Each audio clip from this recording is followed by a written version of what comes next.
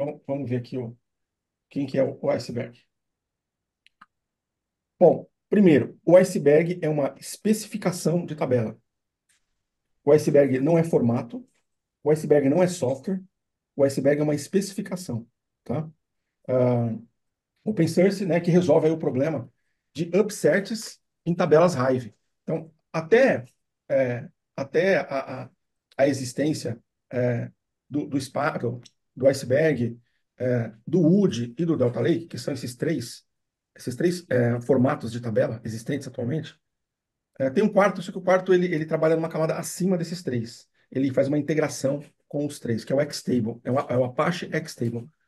Porque essa questão do formato de tabela não está muito bem definido ainda, sabe? Tem o Wood, que nasceu lá dentro do Uber, tem o Delta Lake, que foi criado pela Databricks. O Wood, ele nasceu para atender mais um contexto de streaming, né? Com Kafka, né? A Uber precisava de uma solução para fazer upsert no Lake com dados advindos de streaming, né? Então eles criaram o Wood, então ele está muito ligado a essa questão de streaming, né? O Delta Lake, que foi criado pela Databricks, e ela abriu o código-fonte dele, né? Mas tem um viés totalmente comercial, na minha opinião. É, ele foi criado para Batch, muito para atuar junto com o Spark, né? E, assim, quem não usa ainda um Wood, um Delta Lake ou um Iceberg, mas tem um Data Lake, né? Fica, não vou dizer incapacitado, né? Mas fica bloqueado para você ter uma situação de upset resolvida de forma mais fácil, resolvida de forma mais elegante, resolvida de forma mais ágil, né? Porque nos lakes baseados só em Hive, você não tem funcionalidade de upsert. Você não consegue fazer update. Eu consigo fazer query, né? O Hive tem ali o catálogo, que é o meta store. Eu consigo fazer query select, mas eu não consigo executar comandos de update, comandos de insert, comandos de delete. Não funciona. Então, se você tem que alterar o dado numa tabela Hive, você tem que reprocessar o arquivo. Você tem que deletar o arquivo e reprocessar, porque o arquivo é imutável, né? O arquivo ele ainda é imutável, mesmo com essas tecnologias novas de formato de tabela. O arquivo ainda é imutável, né? Apesar dessas camadas, né? De abstração, de upset, né? O arquivo ainda. Então, quando eu faço update, eu não estou alterando realmente o arquivo. Quando eu faço delete, eu não estou realmente, né? Excluindo um registro. Então, é uma solução que encontraram que ela funciona numa camada de metadados. Então, quando eu faço um insert, quando eu faço update, quando eu faço eu resolvo ali. Mas o arquivo, eles continuam lá, né? É imutável, né? É, então, essa foi a sacada que os caras tiveram, o Wood, Delta Lake, o Iceberg, né? Que foi criado aqui na Netflix. É, e aí, o diferencial, que eu acho que é o que está gerando tanto barulho no mercado, é que o Iceberg, o time de engenharia lá, né? Os caras, na época, porque eles não estão mais lá, eles saíram, criaram uma empresa. Eles queriam criar alguma coisa que servisse, fosse, assim, que servisse bem para vários casos de uso, não só streaming, mas batch também, né? Então, o Iceberg ele vem com essa proposta de ser bom para qualquer caso de uso, tá? Eu não sei dizer se, então para streaming ainda ele é melhor que o Wood. Eu não sei porque eu não conheço o Wood. Para batch ele é melhor do que o Delta Lake, né? Então assim, eu não sei porque eu também não atuo. Meu foco tem sido recente. Tem acho que um ano, tem mais ou menos um ano que eu estou trabalhando com Iceberg, né?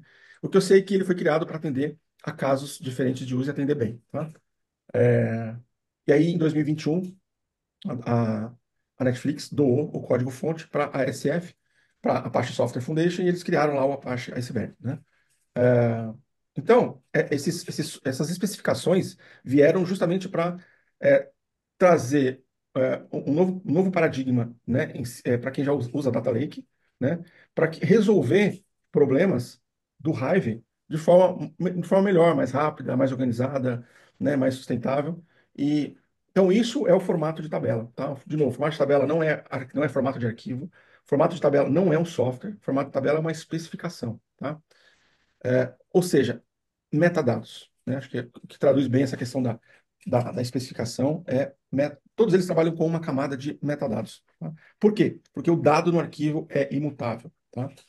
Ah, bom, então é a nova, né, assim, é a nova bola da vez, né? E isso, essas especificações criaram uma nova nomenclatura, né? Que eu trago aqui, já falei bastante, que é o Data Lake House, né? Então você consegue usando uma especificação de tabela, né, formato de tabela, você consegue ter o teu data warehouse dentro do seu data lake, podendo fazer search, update e delete, né, de forma abstraída.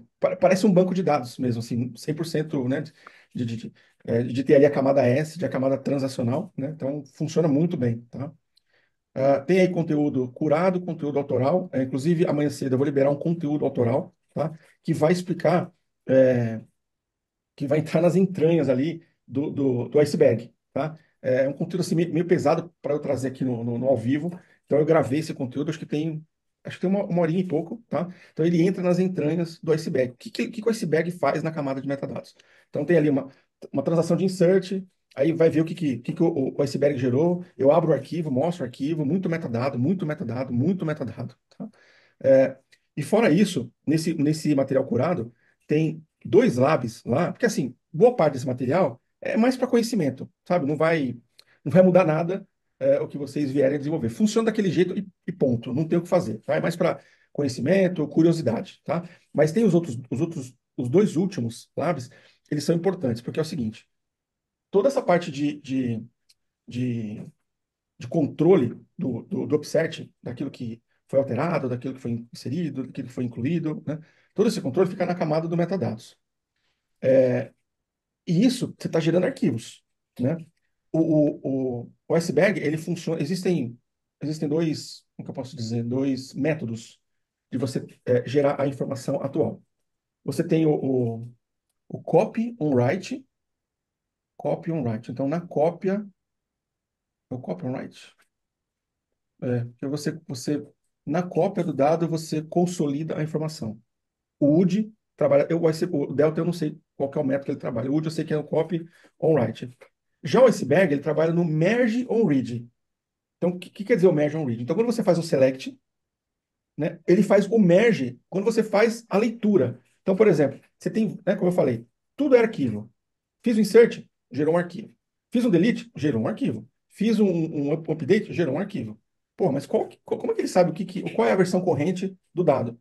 Então, na hora de fazer a leitura, ele faz um merge disso. Ele vai lá e olha quais arquivos, isso tudo controlado pelo metadados, tá? Por essa especificação de tabela. Ele olha, vê quais são. Esse arquivo aqui tem registros que são atuais, porém tem registros que foram excluídos. Então, na hora da leitura, ele faz um merge de todos os arquivos e monta a versão corrente do seu dado e te entrega. Então, ao longo do tempo, e aí também assim não tem uma regra, depende do projeto, depende da volumetria, depende da constância. Então, assim, tem que saber que é possível fazer e aplicar algumas manutenções para reduzir essa quantidade de arquivo lidos no merge. Porque mesmo a gente estando num ambiente super escalável, no Athena, né, canhão, mas quanto mais pulverizado, quanto mais fragmentado tiver os teus arquivos, com arquivos tendo registros inseridos, registros excluídos, registros alterados, esse merge, ele vai ficar. Então, assim, a tendência é que ele, ao longo do tempo, ele vai se torne mais lento, lento, lento, lento, lento. Então, ter essa manutenção em dia, né, de fazer, primeiro, o optimize. Então, tem um lab lá que você faz o optimize. O optimize, o que ele faz? Você roda, você parametriza a tabela, pelo quanto tempo que você quer manter histórico dela, né? E aí, quando você roda o Optimizer, ele gera uma versão, ele faz o Merge on Read e gera uma versão nova, em menos arquivos. Então, ele consolida em novos arquivos só os dados atuais. Para quê? Para que quando eu for ler de novo, o meu Merge on Read seja mais rápido. Ele leia poucos arquivos e já me monte a versão atual do meu registro. Então, beleza, Optimize, super importante. Mas, cara, e essa galera toda aqui que eu descartei, né? Porque o Optimize gera novos arquivos. Então, se ele gera novos arquivos e o merge só lê esses caras novos, o merge não vai ler os outros. Pô, mas e aí, vou manter eles? Aí entra uma outra técnica de manutenção que é o vacuum. Então, são comandos que interagem com a API do iceberg, né? Você roda o vacuum justamente faz, ele elimina esses arquivos que não estão mais na versão atual. Na versão atual e também não estão dentro do período que você quer guardar de histórico. Tá? Você pode definir esse período. Eu quero guardar 7 dias, 30 dias, um ano, enfim, né? Por isso que eu falei, não tem uma regra, cada projeto vai editar uma regra.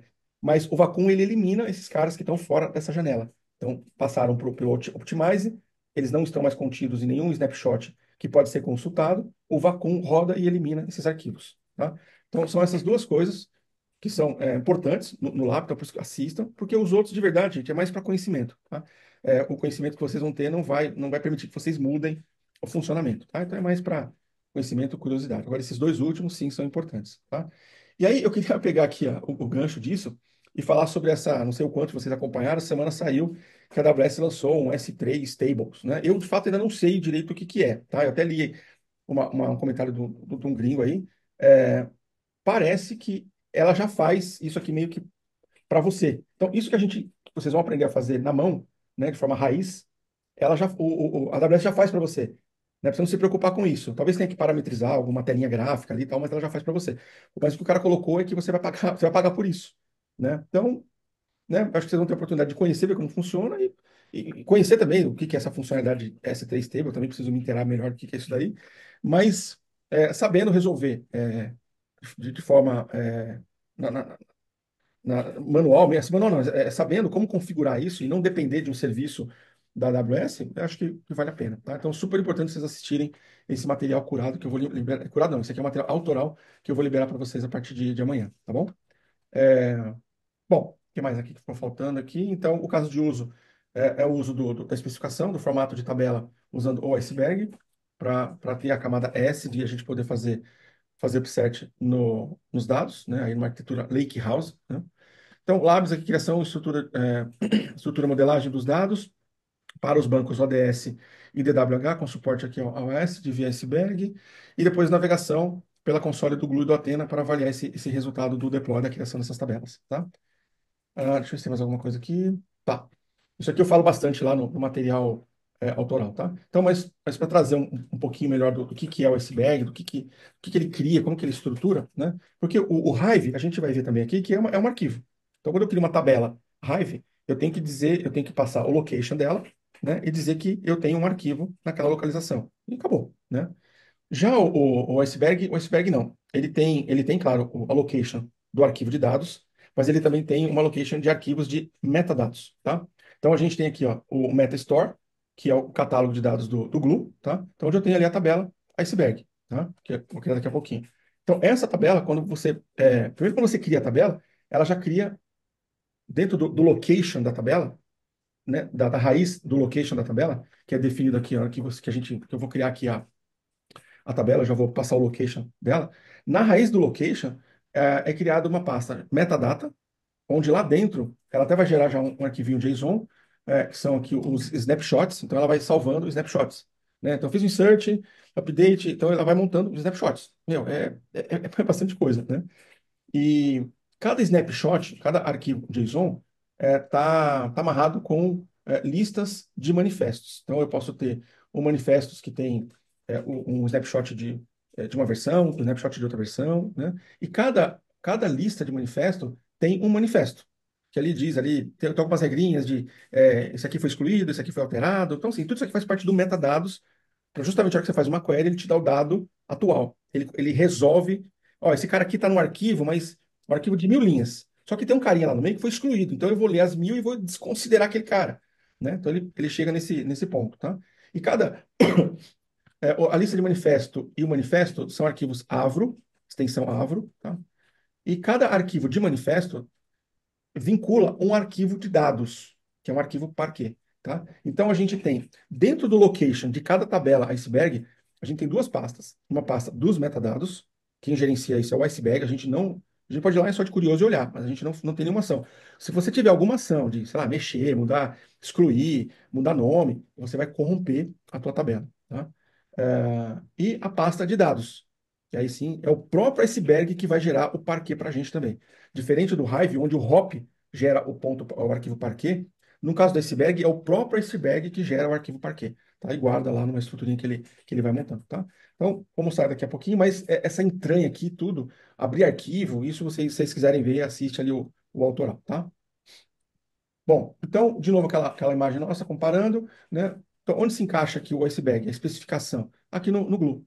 tá? Então, é no Glue que eu digo, na hora que eu criar a tabela é o Glue que gerencia, né? É metadados. O iceberg, metadados. Então, isso fica na camada ali da tabela, fica na camada do Glue.